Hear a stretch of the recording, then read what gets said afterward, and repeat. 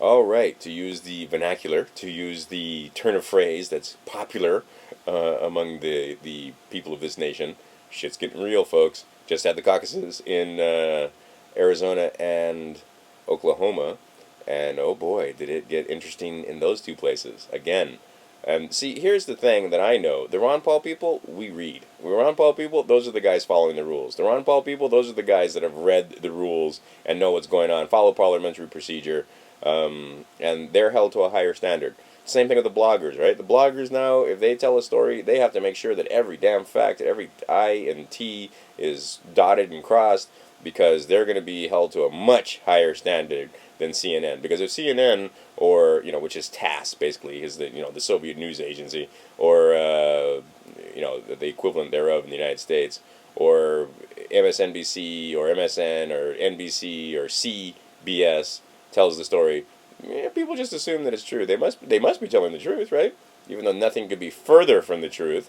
But a blogger tells you a story, and oh, it's nonsense. Oh, you better check the facts. It was just a blogger. It was just some person out there, right? That might be, that might have got it wrong. Fukushima is a great example because the blogosphere got it right and was warning you, from day one that this thing was huge and that they were lying and trying to cover up the fact that we have a extinction level event going on in Japan as I speak, and the mainstream media is either ignoring it or was telling you, no big deal, that it's under control, right? We've had cold shutdown. It's a hot mess over there. It's a hot mess in the United States political scene. The Ron Paul people are taking over. They are taking over their GOP, right? And the GOP is going to become the party of peace and small government and all, more libertarian. And the Democrats will say that they're the party of the people, but actually, who wants to give power to the people? Ron Paul. Who wants freedom and liberty for you and I? Ron Paul. Who wants to obey the Constitution, which is the basis for our freedom and liberty? Ron Paul. Right? Not the Democrats by any stretch of the imagination. And the libertarians also, right? You should be in line with Ron Paul thoughts and so forth, and your guy has no chance. Ron Paul has a definite chance. Now, I understand the politics of it, Green Party and so forth. I was talking to a guy that runs for the Green Party and loses, and who's very passionate about politics, and we had a great conversation. And anyway, it was good. I wasn't changing his mind, he wasn't changing mine, but it's political discourse, and that's what we need in this nation.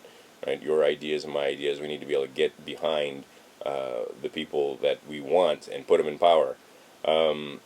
Ron Paul, the reason why I'm for Ron Paul, even though there are some positions I don't agree with, is because he has an actual shot at becoming president, stopping the war, stopping the drug war, and so forth. Okay, there are many, and and sound money, and on and on and on, hemp, and okay. So getting behind Ron Paul makes sense to me. Getting behind, even some of these guys that I might agree with, on other issues and so forth, they have no chance. They have no chance of getting in office. Ron Paul actually has a chance, and I understand you can't abandon your Green Party guy or your Libertarian guy, because if you do that, then there is no other voice. But right now, you have a real opportunity to make change, and many people have seen this. That you see these guys. Look at the Oklahoma video. What color is that guy? That is not the typical Republican that you're going to see. And we talk about what happened in Oklahoma. They make it try to sound like, oh, the Ron Paul people were causing trouble, literally, when actually it was an old party, old school boy that punched this guy in the back of the head, punched him in the back of the head. All right, violence is illegal, guys. Simple as that. Threat of violence is also illegal, and I'll show you another video where at the end of it they talk about they were physically threatening people. That terrorist threatening is illegal also, and there's laws against it. Now, if you are seated in knowledge and the law and the Constitution and your state laws and so forth and the rules of your convention, threats are only going to piss you off, or only going to piss us off. It doesn't intimidate us. It doesn't back us down. We ain't backing down. That should be so obvious. Ron Paul isn't backing down, and neither are his supporters. And you can threaten and break the rules. And see, this is the other thing. These old boys have been getting away with this nonsense for so long. A lot of them aren't even aware of the rules anymore. They just blatantly do what the hell they want, and when you point out the fact that you're breaking the rules, they try to ignore it. Like take Subgate, where Romney was handing out Subway sandwiches. It's a felony and it's against the law, and it should disqualify him. He didn't know that it was against the rules. He didn't know it was the law was that you can't pass out any kind of premiums or things on election day. Well, too bad. That's the law. Now, I find that one a little bit silly, and I think that's a technicality, but at the same time, I'm tired of, like, Romney's rich and he's running for government, so he shouldn't be, held to the law, right? Or, other people before in this campaign where they couldn't get enough signatures to get on the ballot, and they were going to put them on the ballot anyway. Really? Or, we have wealthy people that, they get caught with an ounce of pot, they're not going to jail, right? You're a prosecutor or name it, police officer, prosecutor, public official, somebody, in the community with status and power, and you make a lot of money, and you get caught with an ounce of pot. You going to jail? You ain't going to jail. You're poor, you're black, you got an ounce of pot, you're a mother of 4 children, and you're going to jail for 10 years, right? Nonsense. We've become a nation of men instead of a nation of laws. Now, the nation of men is finding out that the people want to get back to the law. The rule of law is what made this nation great, and the strain from the rule of law is what has caused the problems that we have now. So, Anna Beck was the first person to point this out to me, but now since then it's like it's hit the collective unconscious, right? 100th monkey theory, where people say, "Hey, wait a minute, look at this, Rule 11. Let me read you Rule 11." And you guys need to make noise. It needs to get, Ben Swan needs to see this. Doug Weed needs to see this. The people in the, I'm sure people in the super PAC for Ron Paul are aware of this. But you need to hold it, right? Don't just keep quiet and don't just play along to get along and so forth. We need to enforce the rules. And here is the rule. Rule 11 reads very simply: the Republican National Committee shall not. Is that ambiguous? Do we need interpretation? Do we need lawyers from both sides to tell you what that statement means? The Republican National Committee shall not, without the prior written and filed approval of all members of the Republican National Committee from the state involved, contribute money or in-kind aid to any candidate for any public or party office except the nominee of the Republican Party.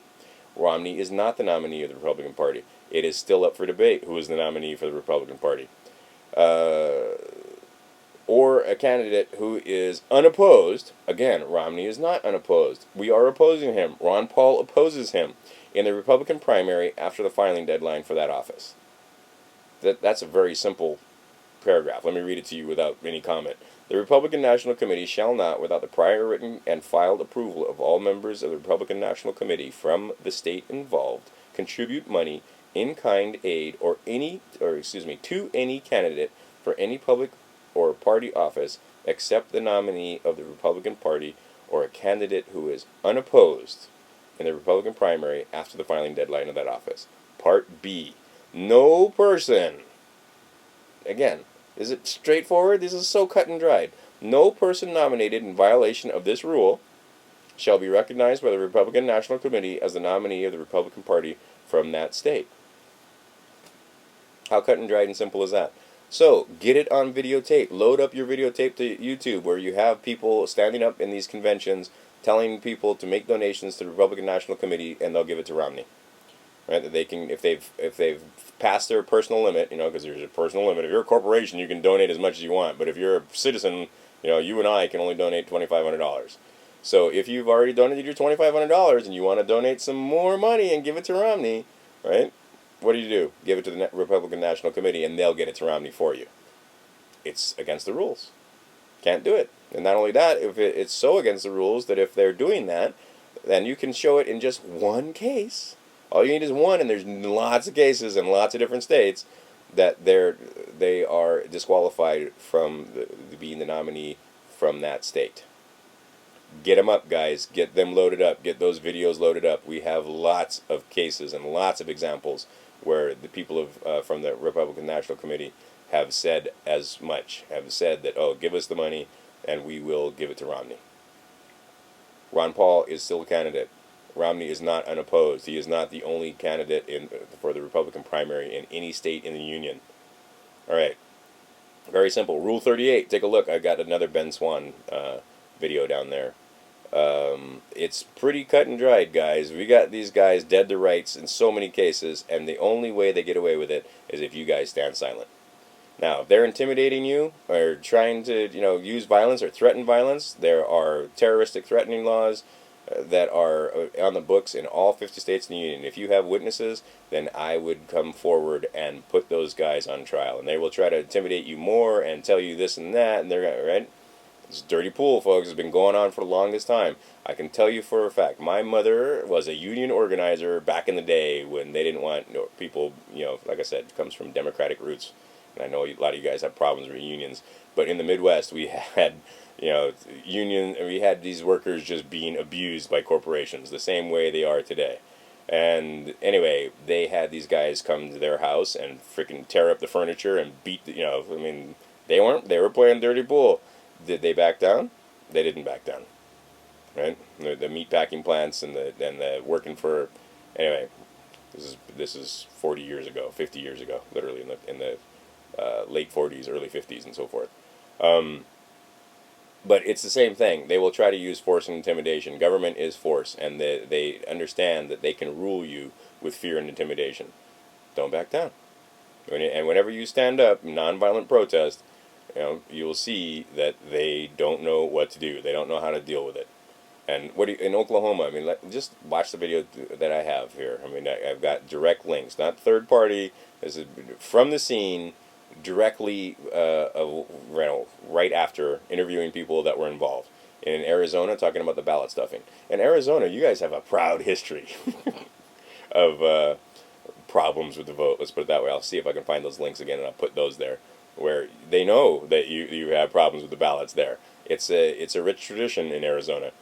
Again, they lie, they cheat. This is what you have come to expect. There's fraud, and you get out there and fight anyway. See, you obey the rules and do it right, do it impeccably, and Romney's lawyers have no ground to stand on. They can't do anything. They haven't got a leg to stand on in Maine and so forth, because everything was up and up. The Ron Paul people, they try to make it sound like the Ron Paul people are hijacking the process, and there's nothing could be further from the truth. It's the exact opposite. They rigged the damn elections, and now when it comes to the caucuses, we have the Ron Paul people showing up in droves to become delegates and so forth, the way our founding fathers intended. See, because what they did in some states, where they had like the winner-take-all states, or states in Hawaii where they changed things, where we don't have caucus and delegate anymore, what they've done is done apportionment in the state of Hawaii. Well, all you do is you rig the vote for whoever you want, and then you apportion the delegates, and game over. Why go through this messy caucus process, right? We need more of this, not less of this. Because what was supposed to happen, even with our senators, the way I should draw a picture where we have the levels, right? It's like one of those, anybody been to an Amway meeting or any kind of multi-level marketing meeting where they draw all the circles, right? You got all the lots and lots of circles down here, and then you have fewer circles and fewer circles and fewer. So it's like, and then people call it a pyramid scheme and so forth. That's our government, actually, is you have the people on the bottom level elect people to go be their representatives or delegates and so forth. And then those delegates go elect people, right? The next level up, go elect people to become delegates at the Republican National Convention, and electors also. And those people go represent those people. Right now we're like 3 layers away now. Go to the Republican National Convention, and they are the ones that will nominate the person that is going to be running for president, or whatever office it is, actually. And then, and vice president, and so forth.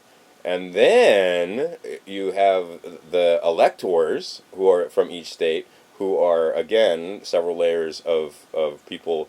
It's like a tribe, where you have your sub chiefs, and then you have your chiefs, and then you have and it goes on up. But that's the way it's representative government in, say, Africa and other places, Asia and so forth, and United States Indians also, where they have councils and so forth, and those people, right, representative government, right? It's not mob rule. It's not 59-41. It's basically, or 51-49. It's basically a little mathematics there.